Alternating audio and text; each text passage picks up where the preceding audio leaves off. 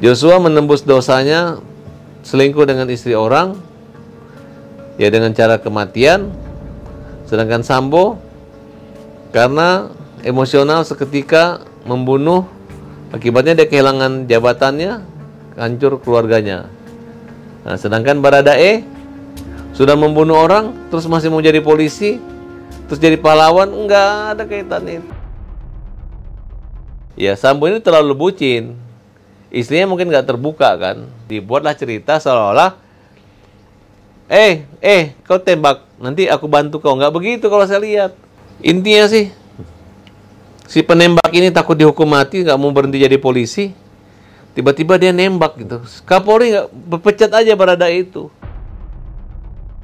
Polisi yang ditembak loh, nggak ada alasan disuruh Sambo. Sebenarnya lebih berat lah dia, karena dia ya kalau Sambo punya kekayaannya. Sambo kira-kira menurut Pak Sorot berapa? 1 triliun. Kasih aja 900 miliar ke ibunya Joshua kan. Sah-sah aja. Kalau saya sih nggak setuju Mas ya. Yes, kembali lagi bersama saya Surya Utama SIP, Sarjana Ilmu Politik Universitas Indonesia dengan Farhad Abbas, Sarjana Hukum. Doktor ya Mas? Dokter. Iya kan? Hukum. Doktornya asli kan Mas? Asli. Sarjana Hukum asli dong? S3 saya itu tentang dokter tata negara gitu, tentang pengisian jabatan kepala daerah. Tesisnya jelas. Otonomi daerah gitu. Tesis jelas ya? Iya, disertasinya jelas. Bukan pengacara yang abal-abal ya? Iya, enggak 4 sarjananya abal-abal lah? Sarjananya 4 gelar, 2 doktor, 1 S1, S2. Ijazah nggak beli kan? Oh enggak dong. Oh enggak ya? Iya. Nah, kuliah. Iya, nih Mas Farhad nih gini-gini sering mengeluarkan statement yang kontroversial. Tapi kadang-kadang juga yang kontroversial itu juga kok tiba-tiba beberapa waktu kemudian terbukti benar gitu. Iya. Kayak waktu dulu ya kasus Bilar. Iya. Ya, ternyata Bos Farhad bilang ini pasti akan dibebaskan, bahkan dimaafkan. Kejadian. Oke, nah ini ada lagi nih. Hari ini Mas Farhad bikin story, nggak perlu saksi ahli untuk meringankan penembak mati Joshua. Nggak ada istilah justice kolaborator buat kasus pembunuhan manusia bagi eksekutor tersebut. Hukum berat Baradae. Kenapa nih Mas? Ini kontroversi banget. Orang kan pada membela Baradae. Polisi, jaksa, nggak usah capek-capek mengajarkan semua saksi-saksi yang ingin membebaskan atau meringankan Baradae itu. Si Eliezer itu nggak perlu. Karena justice kolaborator itu cocoknya di kasus-kasus korupsi aja. Tapi kasus pembunuhan itu, kalaupun kita bohong-bohongin, ntar lo kalau ngaku, gua kasih kapal pesiar, gua kasih lo pulau, nggak apa-apa dibohongin orang itu. Karena itu adalah trik bagaimana dia mengaku gitu. Karena tanpa pengakuan Baradae itu, pembunuhannya pasti akan terungkap. Buktinya pembunuhan hakim di Medan, ternyata istrinya pembunuh, sekarang dihukum mati gitu. Tanpa ada yang mengaku kok bisa kelihatan. Nah, itu kan gampang. Kenapa yang ini kesannya bertele-tele, Mas? Ini kan persoalan pembunuhannya Joshua itu kan juga gampang. Cuman kebetulan otak pelakunya itu adalah jenderal polisi dengan jabatan Propam yang bisa menyidik sendiri perkara itu. Jadi menurut Mas Farhad yang otak pelaku ya kan? siapa? Jadi bagaimana caranya polisi supaya mengungkap tidak enak sesama teman sendiri, dimunculkanlah sosok yang namanya Baradae untuk mengatakan bahwa dia mengaku. Padahal tanpa pengakuan Baradae pasti ketahuan lah. Siapa pembunuhnya? Dia pasti Baradae itu juga. Karena dia kan posisi uji balistik tembak itu kan ketahuan dari arah mana gitu. Dan CCTV terungkap juga. Tapi kan sudah sempat diungkap juga ada tembakan yang katanya dari belakang. Tidak, begini. Iya. Baradae ini ngaku setelah ada rekaman CCTV. Iya. Nah, harusnya kabar Eskrim, Kapolri, dan penyidik-penyidik Mabes Polri itu tidak usah membawa dia ke justice jadi kolaborator ke LPSK. Nggak penting gitu. LPSK juga ngapain menahan orang ini? Ya kan? Nah, sekarang gini. Sambo curhat sama Kapolri, dia curhat sama Kapolri, terus dua-dua curhat, mana yang mau dipercaya? Ya kan? Nah, oleh karena itu saya melihat gampang kok ini pembunuhan 338, misalnya bukan perencanaan. Bahwa Baradae ini berapa kali nembak? 3 kali.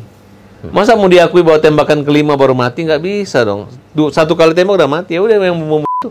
Kalaupun Sambo mau dikenain, ya dia kasih kena aja perusakan mayat kayak kan bisa. Jadi Mas Farhad nggak setuju kalau Sambo ini kan dibilang gampang. pembunuhnya Buat aja dia Joshua. aktor intelektual. Ya. Jadi nggak usah lah yang suruh Sambo. Sambo udah ngaku kan. Tapi dia nggak ngaku suruh membunuh, nggak ngaku menembak kan, kira-kira begitu. Iya. Nah, tidak boleh juga gara-gara berpatokan pada LPSK ini dibenarkan gitu. Kalau saya kan lebih cenderung dari awal bahwa ini Sambo adalah pahlawan. Ya, Sambo ini terlalu bucin. Istrinya mungkin nggak terbuka kan. Kalau ceritanya kan dia diperkosa di sini, dibuat skenario cerita yang seolah-olah diperkosa di sini. Sebenarnya mungkin ceritanya ini adalah dia baru mendengar ceritanya di Semarang, belum marah-marah, dia emosinya di Jakarta, dia marah, otomatis terjadi pembunuhan seketika. Ketika dia bilang, ya jahat ini Joshua sama mbakmu gitu ya, marahlah si Baradae. Jadi Baradae bertembak juga, karena kalau gua nembak berarti lu yang bantu gua kan, kira-kira begitu. Nah, dibuatlah cerita seolah-olah kau tembak, nanti aku bantu kau. Nggak begitu kalau saya lihat. Gimana menurut Mas Farad? Kan dia gampang ketika dia tahu saya akan membunuh orangnya. Harusnya yang lain, yang Ricky aja yang disuruh nembak nggak mau.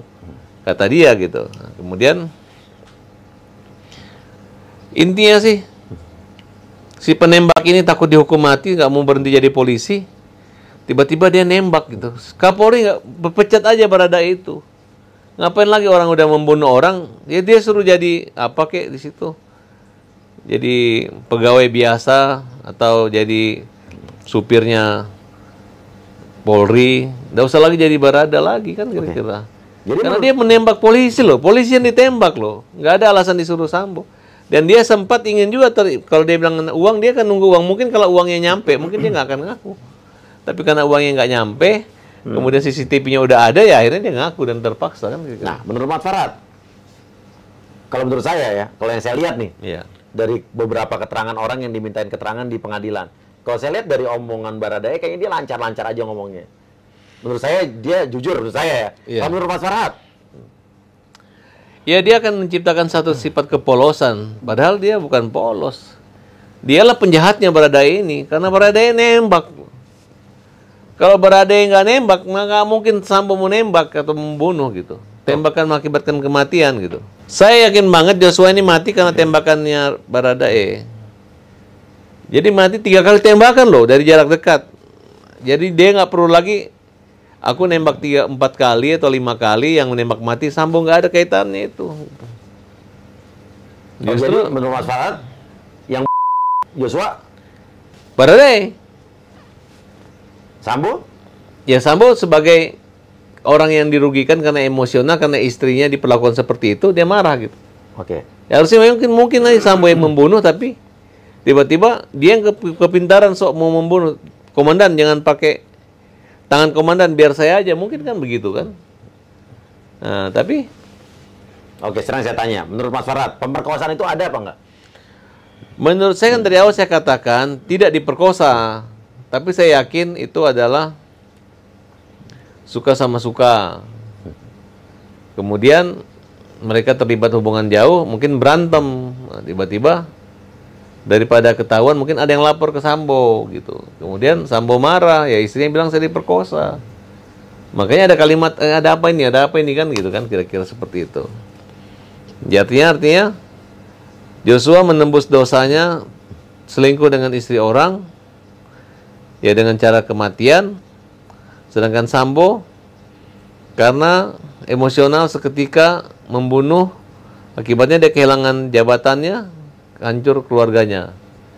Nah, sedangkan Baradae sudah membunuh orang, terus masih mau jadi polisi, terus jadi pahlawan, enggak ada kaitannya itu. Oke. Jadi kalau perlu dia lebih ringan sedikit aja. Sebenarnya lebih berat lah dia, karena dia menurut saya gitu. Oh, maksud Mas Farad, Baradae hukumannya harus lebih berat? Lebih berat. Daripada Sambo. Kalau Sambo ini kan ada alasan pemaaf. Karena istrinya digituin kan kira-kira. Oke. Terpikir nggak Mas, misalnya andai kata nih, gitu ya. Di sebuah kasus, kita bicara di kasus lain gitu ya. Seseorang ingin mengalihkan tuduhan 340 pembunuhan berencana, ya kan? Dengan berbagai macam alibi. Supaya dia lepas dari pembunuhan berencana gitu. Oh enggak. Mungkin nggak? Kalau skenario cerita ini memang 340 gitu. Tapi kalau hakim dengan keyakinan dia harus merubah 340 itu menjadi pembunuhan seketika aja. Justru alasan meringankan tuh ada. Dulu aja waktu Tommy Soeharto nembak keluarganya Hakim Agung mati kok. Hakim Agung loh yang cuman 15 tahun kok di penjara.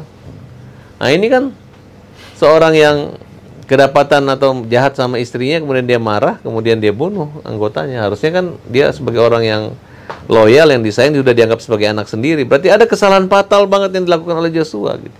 Oke, tapi menurut Mas Farad pemerkosaan itu tidak ada kan? Mas Farad percaya nggak ada pemerkosaan? Kalau saya sih nggak yakin ada pemerkosaan. Terus kalau nggak ada pemerkosaan buat apa? Ya kalau saya persingkuhan yang gagal. Iya. Cuman kan kalau dibilang istrinya pacaran kan nggak enak judulnya. Akhirnya istrinya juga mengatakan iya saya diperkosa. Ya udah, orang udah mati, ya udah perkosa aja, kira-kira seperti itu. Apa mungkin seseorang yang marah karena istrinya berselingkuh misalnya nih ya. Terus dia sampai orang gitu. Ya tergantung bagaimana ekspresi istrinya menceritakannya. Kalau istri menceritakan saya dibanting 3 kali ya marah. Nah, kurang ajar nih anak ini. Kalau saya yakin banget mereka pacaran dan berantem gitu. Ada juga orang yang berani mukul-mukul istri pacar berantem begitu, tiba-tiba mungkin karena ribut, karena cinta banget, lupa. Otaknya karena cinta sehingga dia lupa dia ngomong sama suaminya gitu. Suaminya tembak benar, mati kan gitu. Jadi Sambo ini adalah korban karena dia korban daripada istrinya lah. Jadi yang berbohong siapa? Menurut Mas Farad? Yang berbohong? Semua juga berbohong, tapi inti awal kebohongan itu adalah Sambo itu menutupi juga bahwa dia pikir udah gua ini orang juga, bini gua nanti nggak bagus, ya udahlah, yang nggak bagus Joshua gitu. Oke, udah gua juga, berarti Sambo tetap pembunuh dong? Ya kalau menurut saya tidak bisa dilepaskan juga, Sambo merupakan aktor intelektual juga gitu. Iya. Karena dia menyuruh orang walaupun kalimat hajar, yang disuruh hajarnya orang yang punya senjata kan, kira-kira ditafsirkan lain kan seperti itu. Dan Sambo kan sudah siap untuk menerima hukuman berat. Maksudnya nggak usah terlalu lama-lama lagi, udah yakin lah segini gini gitu. Makanya hakimnya dilaporkan kan sama siapa? Kuat ya? Kuat Ma'ruf. Ya karena kalimat-kalimat yang seperti itu. Ya, hakimnya menurut saya nggak usah marah-marah. Oke, hakim. Menurut Mas Farad hakimnya gimana? Kalau hakim, menurut saya hakimnya ya berpengalaman namanya juga dia wakil ketua pengadilan ya. Cara dia ngejarnya bagus kan? Ya nanti kalau dia marah pasti dia bilang saya kan manusia biasa, mungkin emosi atau apa. Kalau menurut saya nggak setuju kalau hakim marah-marah. Hakim itu bisa menggali, mengiring atau apa itu bisa dia. Tegas-tegas gitu. Nggak perlu nanti kamu saya tuntut hukuman mau di penjara loh karena kesaksian palsu, nggak penting begitu. Tinggal tetapkan aja saksi palsu ditangkap. Nanti kan orang nonton, oh bener ya hakimnya lembut tapi kuat gitu daripada keras tapi kok gitu. Kenapa menurut Pak? Bahkan kalau saya lihat persidangan Sambo ini, memang ada ketidakadilan di situ saya lihat. Karena pengacaranya udah ngomong, udah hukum aja Pak, terserah hukum aja kan kira-kira gitu. Buru-buru aja kan kira-kira ada apa? Arman Hanis bilang ya begitu. Berarti kan udah ada ketidaknyamanan yang dirasakan gitu. Karena mereka yakin benar, hakim yakin itu nggak benar kan kira-kira gitu. Ya sudah, kalau hakim nggak yakin itu nggak benar, jangan marah-marah kan kira-kira seperti itu. Oke, menurut Mas Farad, jadi hukuman Sambo pantasnya berapa lama? Kacamata Mas Farad. Hukumin Sambo? Ya saya mengatakan dia harusnya paling lama 12 tahun. Kalau PC? Kalau Putri itu waduh susah juga ya, karena dia kan korban. Ya kalau PC 5 tahun 6 tahun lah. Hanya 5 tahun 6 tahun 6 tahun ya. Baradae ya 15 tahun lah. Paling lama justru. Ya nggak apa-apa lah, supaya nanti anak buah ini tenang aja lah, kita tumbuh kalau disuruh komandan kita tembak aja, nanti kita bebas kan, jangan begitu nanti susah. Ya kan? Nanti jadi contoh yang nggak bagus. Yang biar kau anak buah kalau kau disuruh tembak kau harus lebih berat daripada yang nyuruh. Harusnya kita jangan dibalik yang nyuruh lebih berat daripada yang nembak kan. Karena semua polisi ini manusia, punya senjata. Jadi kalau kita bicara kasus lain, misalnya ada pembunuh bayaran, disuruh sama aktor intelektualnya, dua-duanya tertangkap. Yang harus dihukum berat yang bunuh apa yang nyuruh? Ya dua-dua harus berat. Ya cuman kalau aktor pembunuhnya ngaku ringan, dia lebih ringan. Terus aktor intelektual itu kan jarang ngaku. Makanya beratin aja lah kira-kira seperti itu. Bukti intelektual lihat kan aktor intelektual itu ketahuan kan dari dia transfer, dari komunikasi telepon gitu kan. Nah, menurut Mas Farad, Sambo ini aktor intelektual apa bukan? Iya, dia aktor intelektual, tapi kan seketika karena ada sebab akibat. Nah, jadi gini, kalau pesan saya buat majelis hakim, ini saya pribadi ya. Ya. Saya tuh orang tua saya hakim, adik saya hakim. Buat wakil ketua pengadilan negeri Jakarta Selatan, tolong Bapak jangan komunikasi atau curhat tentang isi putusan atau tentang masalah perkara gitu. Karena dalam satu akun Instagram ada seorang wanita yang boleh dikatakan dekat itu mempublikasikan kegiatan sehari-hari hakim ini. Termasuk apa? Akun Instagram apa nih? Ya, pergi ke dokter. Jadi saya melihat ini hakimnya segar banget gara-gara minum doping kali. Minum obat apa? Tahu dari mana? Ya di Instagramnya ada. Instagramnya apa, Mas? Apa nanti bisa dilihat. Oke, kita lihat. Oh, Solo. Iya.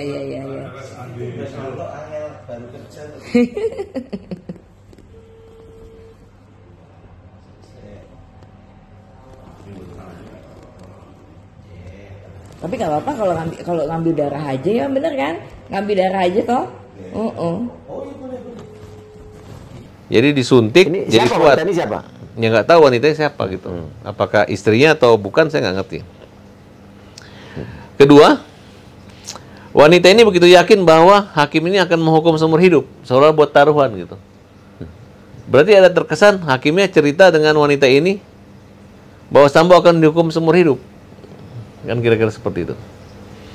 Yang ketiga, dokter yang pergi hakim ini adalah dokter mahal, bukan dokter murah gitu.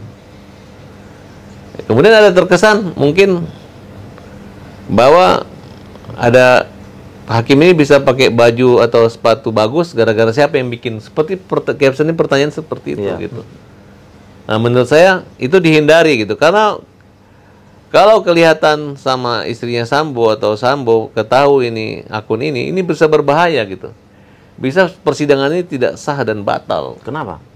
Ya karena hakimnya berpihak. Ya kan? Hakimnya tidak menunjukkan perilaku hakim yang sebenar-benarnya hakim gitu. Ini juragan atau hakim kan kira-kira begitu. Nah, tolonglah. Saya yang ngingatin ini, harusnya kondisi saya saat ini saya kritis gitu. Tapi saya hanya ingat hakim, maksudnya Hakim Sambo untuk menjaga perilakunya. Jangan perilaku borju gitu. Hakim nggak kayak gitu. Ya kan? Kan bisa kelihatan di situ. Bahkan wanita ini mengatakan hakimnya lagi sidang, lagi video call sama gue kan kira-kira begitu. Ada emang? Ada. Coba kita lihat ya. Masa hakimnya mau sidang doping, ya kan? Pantes kuat sekali kan, kalau mau sekalian dengan Sambo aja didoping juga semua kan? Iya. Sama-sama kuat kan, kira-kira begitu. Kita lihat aja dari pengakuan perempuan ini, Sambo akan dihukum seumur hidup. Kalau benar dihukum seumur hidup atau mati, berarti kan dia udah curhat duluan, diumumkan sama perempuan di IG itu kan, kira-kira gitu. Tapi kalau dengan podcast ini tiba-tiba jadi berubah, Mas? Nggak tahu berubah. Kalau saya sih yang keadilan aja. Mudah-mudahan pemikiran saya tentang Sambo, saya kan mengatakan seperti itu gitu. Udah maklumi aja lah. Kalau udah tahu ambil yang baik-baik, jangan ambil yang paling berat gitu. Kasihan orang membunuh gara-gara istrinya diganggu. Ya udah jangan diambil yang paling maksimal, yang paling ini aja lah gitu kan. Kalau perlu ya udahlah. Panggil tuh dari hati nurani, panggil Sambo, panggil ibunya Joshua, udah bisa nggak kalian maafkan gitu. Dalam Islam itu ada namanya kisos. Kalau sudah dimaafkan, diampuni, boleh pulang orang kok. Yang penting tinggal kan dalam hukum negara, bayar diat. Kita ambil, kita terapkan. Iya. Kita terapkan. Kita bicara bukan masalah hukum Islam, tapi ilmu manusia, namanya kemanusiaan. Gitu. Sambo bisa damai, dimaafkan bisa kok. Saya dengar sih dari orang tuanya, asal Sambo dan ibunya nggak banyak minap, dia maafkan kok. Kalau perlu kasih setengah hartamu, kasih ibunya, kasih bapaknya.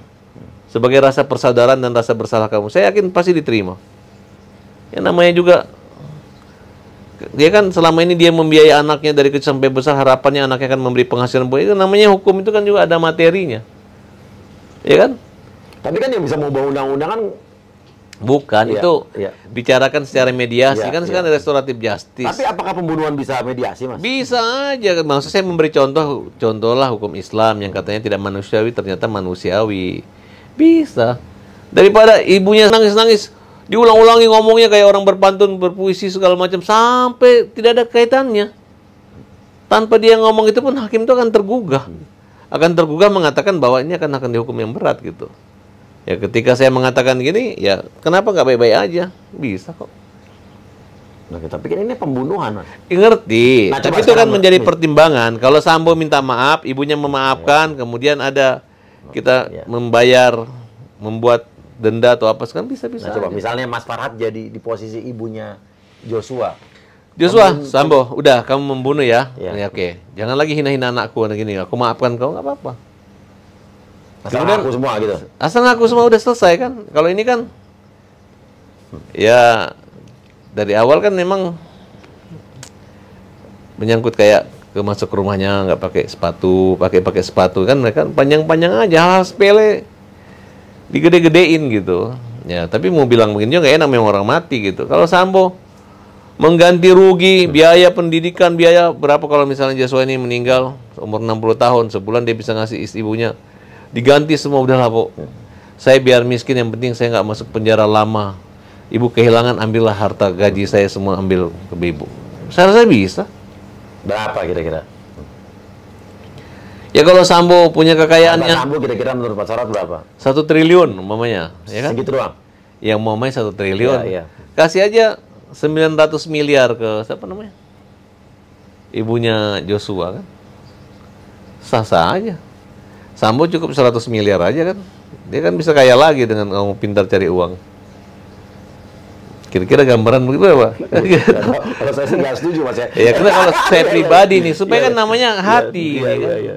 Bukan menghalalkan uang. Tapi dalam undang-undang, kitab undang hukum pidana, mungkin nggak sih pembunuhan ada? Ke arahnya kan ke sana.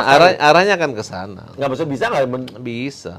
Bisa aja. Saya kan bukan pengacara jadi nggak ngerti nih, Mas. Bisa. Cuma ini kan baku ejek-ejek aja mereka ini. Bisa kok. Mungkin tuh. Mungkin. Dalam undang-undang negara kita. Ya hakim tetap menghukum dia, tapi kan perdamaian, memaafkan. Tahu nggak pembunuhnya yang siapa? Adi Gunastowo. Berapa? Coba buka. 4 tahun aja, 3 tahun setengah. Ya, yang nembak orang iya. Karena ada ganti rugi. Udah dianggap anak, dianggap saudara, berpelukan, biasa itu.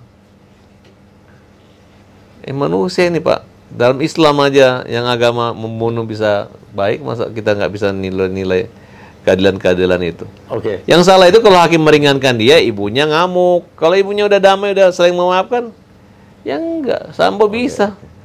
Kalau perlu anaknya ibu dulu namanya Joshua, sekarang anaknya namanya Sambo bintang 2, kan keren itu kan. Oke. Nah sekarang ini deh, prediksi Mas Farhad, hasil akhir dari persidangan ini apa? Kalau prediksi perempuan di Instagram itu seumur hidup. Mas Farhad. Kalau saya pribadi, Sambo paling tinggi 15 tahun, 12 tahun paling tinggi. Prediksi loh, bukan menurut Mas Farhad. Ya prediksi saya. Iya. Iya kan? Dia di bawahnya sedikit membunuh hakim agung lah. Kira-kira. Oke. 12 tahun atau 15 tahun. Oke. Itu yang akan terjadi. Iya. Akan ditetapkan di vonis 340 atau 338 kira-kira nanti akhirnya. Ya 340 nggak apa-apa, bukan berarti harus hukuman mati. Dibilang pembenaran tapi hukuman itu bisa aja. Oke. Nggak berarti harus 340 harus hukuman mati, tidak.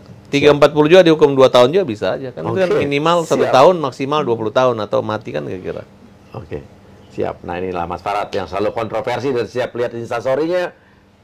Ada aja yang mengagetkan dan mengejutkan. Farhad Abbas, pembela rakyat, pembela uya-kuya. Waduh, ini saya lagi dilaporin polisi, bela saya Mas. Pasti kita bela. Oh gitu ya.